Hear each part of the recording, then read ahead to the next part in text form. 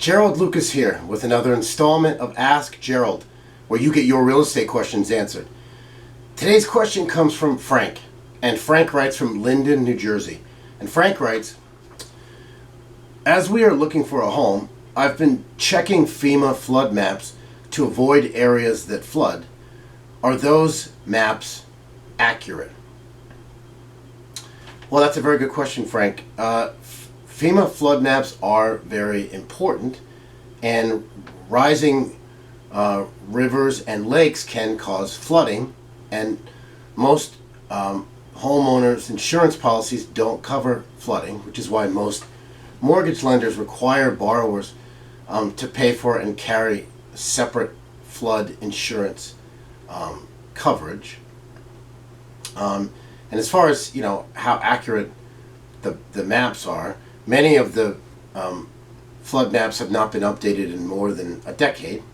And here's a fact: there are 13 million properties that lie outside designated flood zones that have the same risk of flooding as 8 million properties that are designated within a flood plain.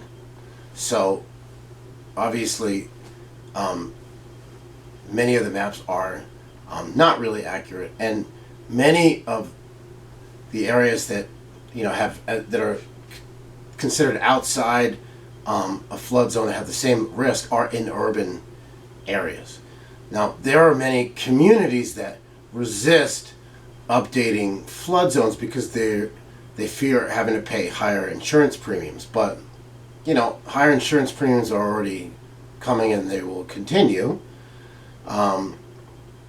And heavy rainfall increases the likelihood of flooding, and heavy rainfall is increasing in the United States.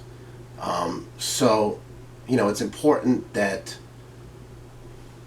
FEMA flood maps accurately show current flood risk, and so they should be revised and updated on a regular basis.